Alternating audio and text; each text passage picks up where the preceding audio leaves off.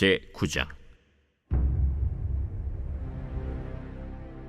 이 일 후에 방백들이 내게 나와 이르되, 이스라엘 백성과 제사장들과 레위 사람들이 이 땅 백성들에게서 떠나지 아니하고 가나안 사람들과 헷 사람들과 브리스 사람들과 여부스 사람들과 암몬 사람들과 모압 사람들과 애굽 사람들과 아모리 사람들의 가증한 일을 행하여 그들의 딸을 맞이하여 아내와 며느리로 삼아 거룩한 자손이 그 지방 사람들과 서로 섞이게 하는데 방백들과 고관들이 이 죄에 더욱 으뜸이 되었다 하는지라.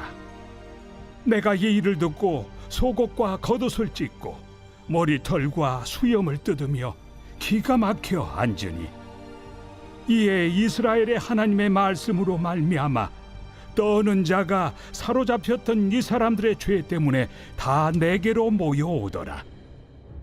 내가 저녁 제사 드릴 때까지 기가 막혀 앉았더니 저녁 제사를 드릴 때에 내가 근심 중에 일어나서 속옷과 겉옷을 찢은 채 무릎을 꿇고 나의 하나님 여호와를 향하여 손을 들고 말하기를, 나의 하나님이여, 내가 부끄럽고 낯이 뜨거워서 감히 나의 하나님을 향하여 얼굴을 들지 못하오니, 이는 우리 죄악이 많아 정수리에 넘치고 우리 허물이 커서 하늘에 미침이니이다.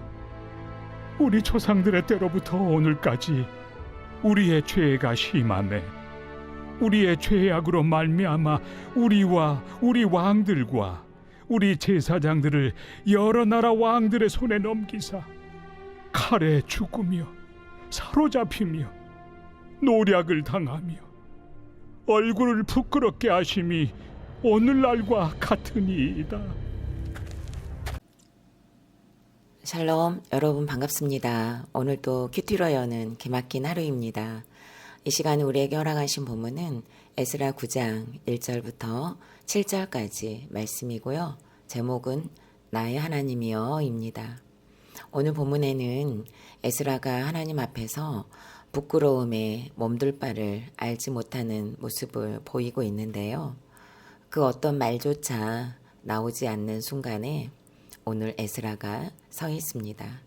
그 이유가 무엇인지 함께 알아보도록 하겠습니다. 첫 번째로 드러난 죄 때문이었습니다. 1절과 2절입니다. 이 일 후에 방백들이 내게 나와 이르되, 이스라엘 백성과 제사장들과 레위 사람들이 이 땅 백성들에게서 떠나지 아니하고 가나안 사람들과 헷 사람들과 브리스 사람들과 여부스 사람들과 암몬 사람들과 모압 사람들과 애굽 사람들과 아모리 사람들의 가증한 일을 행하여 그들의 딸을 맞이하여 아내와 며느리로 삼아 거룩한 자손이 그 지방 사람들과 서로 섞이게 하는데 방백들과 고관들이 이 죄에 더욱 으뜸이 되었다 하는지라. 지금 이스라엘의 모습은요, 하나님의 명령을 알면서도 조금씩 타협을 했습니다. 조금은 괜찮겠지, 이 정도는 문제 없을 거야 라고 말입니다. 그러나 그 죄가 숨겨지지 않고 결국 드러났습니다. 바벨론 포로 이후 이스라엘은 지금 돌아온 상태거든요. 문제는 땅으로 돌아왔지만 정체성은 여전히 바벨론의 포로 생활에서 돌아오지 못했던 것입니다. 여전히 무너져 있었습니다. 이미 이방 문화에 익숙해져서 우리는 하나님의 백성이라는 의식이 약했고, 그 결과 거룩한 구별보다는 현실적인 동화를 선택하게 된 것입니다. 그 지방 사람들과 서로 섞이게 되는 것이었죠.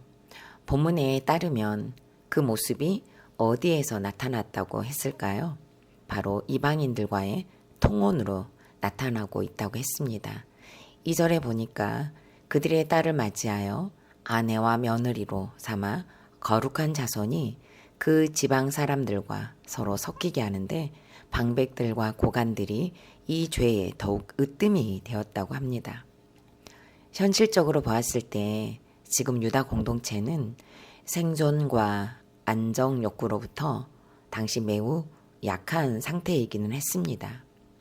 엄청난 불안 요소가 곳곳에 있을 수밖에 없었어요. 인구는 적었습니다. 이제 나라를 되찾았기 때문에 경제적 기반이 아직 잡지 못했습니다.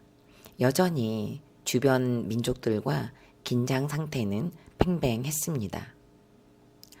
결국 유다 공동체는 불안 요소를 견디지 못하고 지역 정착을 위해 경제적 안정을 확보하기 위해 주변 민족들과 갈등을 피하기 위해 정치적, 경제적 생존 전략을 통혼하는 것으로 선택을 했습니다. 처음엔 이 통혼이 불편했을 겁니다. 그러나 살아야 하니까 라는 합리화와 너도 이방인과 결혼했니? 그럼 나도 할까? 너희도 이방인을 며느리로 맞이했어? 그래? 그럼 우리도 그럴까? 라는 생각은 죄를 죄로 느끼지 못하게 했을 것이고 그러다 보니 반복되고 있었던 결혼들은 이제 아무렇지 않게 되고 더 나아가 또 괜찮아지고 이제는 당연해지는 상황까지 와버렸습니다. 영적 마비 상태가 되어버린 것이죠. 가장 먼저는 지도자들이 무너졌습니다. 방백들과 고관들이 이 죄에 더욱 으뜸이 되었다고 해요. 이건 정말 결정적이었습니다.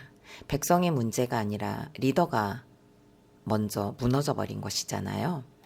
이 사건은 갑자기 일어난 일이 아닙니다. 현실을 타협하는 것으로 신앙의 정체성이 무너지니까 그야말로 현실이 신앙을 이긴 삶이 되었고 백성의 무감각함, 죄성은 지도자가 타협한 결과가 되었습니다.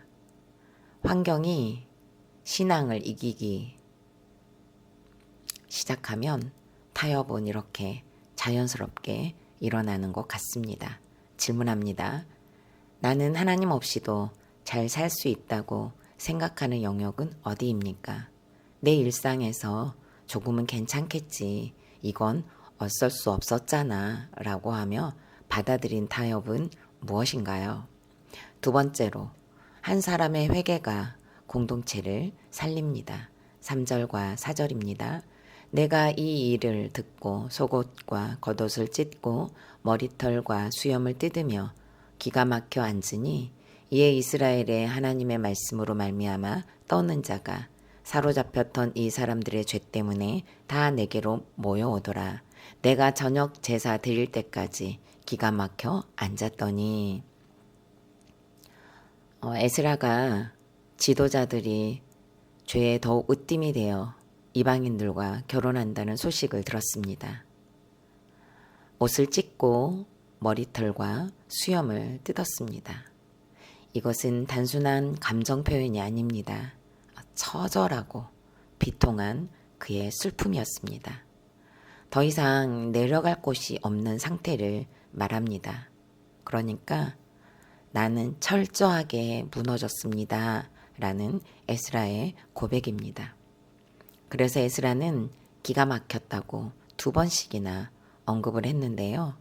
죄악으로 무너진 공동체로부터 받은 기쁜 충격과 애통의 모습입니다. 그러나 감사하게도 기가 막혀 앉아있는 에스라에게 모여오는 사람들이 있었습니다. 어떤 사람들이 에스라에게 모여들었을까요?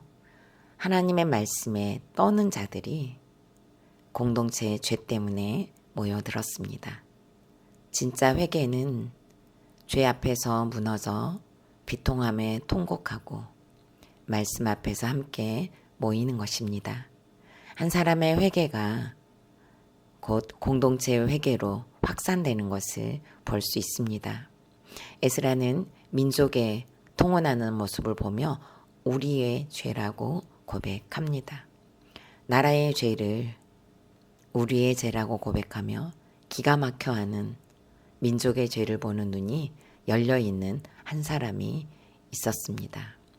깨어있는 한 사람이 있어서 그 한 사람 옆에 붙어있던 공동체가 모여들더니 회개하는 공동체가 되었습니다. 질문합니다. 나는 공동체에서 회개하는 그 한 사람입니까? 회개에서 멀리 떠나 있습니까? 나를 떨게 했던 말씀은 무엇입니까? 나는 하나님의 말씀에 떨었던 마음이 언제였습니까? 세 번째로 온전한 회개는 심판을 해석받습니다. 7절입니다. 우리 조상들의 때로부터 오늘까지 우리의 죄가 심함에 우리의 죄악으로 말미암아 우리와 우리 왕들과 우리 제사장들을 여러 나라 왕들의 손에 넘기사 칼에 죽으며 사로잡히며 노략을 당하며 얼굴을 부끄럽게 하심이 오늘날과 같은 예이다. 아멘. 죄는 개인이 아니라 공동체까지 무너뜨립니다. 에스라는 직접 죄를 짓지 않았지만 우리의 죄악이 많다라고 고백했습니다. 신앙은 철저히 공동체적이라는 것을 알게 합니다. 7절 말씀에서 우리 조상들의 때로부터 오늘까지의 우리의 죄악이 많아서 정수리에 넘치고 허물이 커서 하늘에 미쳤기 때문에 부끄럽고 낯이 뜨거워서 감히 하나님을 향하여 얼굴을 들지 못하겠다고 합니다. 이것은 유다 공동체의 죄악은 이미 쌓이고 넘쳐서 통제가 불가능한 상태임을 말씀하고 있습니다. 어떤 죄이든지 회개로 나아가지 않는다면 반드시 어떤 모양으로든지 흘러넘치게 되어 있습니다. 비록 에스라의 죄는 아니었지만 에스라는 내가 지은 죄로 여기면서 부끄러움과 수치심을 느끼며 비통해합니다. 죄 때문에 칼에 죽임을 당하고 포로가 되어 사로잡히게 되고 모든 것을 다 빼앗기고 결국에는 부끄러움과 수치를 당했다고 합니다. 에스라는 이렇게 악한 내 공동체를 살리기 위해 하나님은 심판하실 수밖에 없으심을 해석받았습니다. 에스라는 백성을 대신하여 하나님 앞에서 중보자 역할로 사명을 감당합니다. 그러나 에스라는 완전하지 않습니다. 결국 이 모습은 완전한 중보자이신 예수 그리스도를 가리킵니다. 에스라의 나의 하나님이여는 십자가에서 나의 하나님 어찌하여 나를 버리셨나이까라는 예수님의 고백으로 완성이 됩니다. 저는 총신대학원을 다니는 남편과 결혼하면 목회자가 될 줄 알고 결혼을 했습니다. 목회자의 아내라는 야망을 꿈꾸고 결혼했는데 남편은 결혼을 하자마자 학교를 그만두고 가장의 역할을 해주지 않았습니다. 당시에 어린이집에서 서류 작업도 했었는데요. 한부모 가정들에게 주는 혜택이 많게 보였습니다. 서류상 이혼을 하는 집들도 많았었기 때문에 사역까지 했었음에도 불구하고 힘들면 이혼한다는 세상 가치관을 그대로 가지고 하나님께서 묶어주신 결혼을 쉽게 깨려고 했었습니다. 남편이 이혼 서류에 도장을 찍어주지 않자 교인들과 함께 이혼 작정 기도까지 했던 시간은 백성들과 고관들이 이 죄에 더욱 으뜸이 되었다 하는 지라의 말씀과 같았음을 또다시 깨닫습니다. 구속사 복음을 교회에 허락하셔서 말씀이 들리게 되니 가정을 살린 사람은 도장을 찍어주지 않았던 남편이었다는 것으로 깨달아져서 남편에게 무릎 꿇고 가정을 살린 사람은 당신이었다고 고백을 하게 하셨고 회개를 하게 하셨습니다. 지금은 그 악한 때를 약재료로 닦고 가고 있으며 또 간증하고 있는 시간을 보내고 있습니다. 질문합니다. 나에게 있어 심판이 해석받았던 사건은 무엇입니까? 내가 지금 약재료로 삼고 여전히 닦고 닦아 노래해야 될 사건은 무엇입니까? 5월 5일 보석상자입니다. 사납고 더럽다고 모두 피하는 내 가족을 주님처럼 소망의 시선으로 바라보는 한 사람이 되십시오. 평생 온 가족을 괴롭히는 것만 같은 그 한 사람이 집안의 구원의 통로가 되는 것입니다. 가장 크게 쓰임받는 것입니다. 아멘. 다 같이 기도드리겠습니다.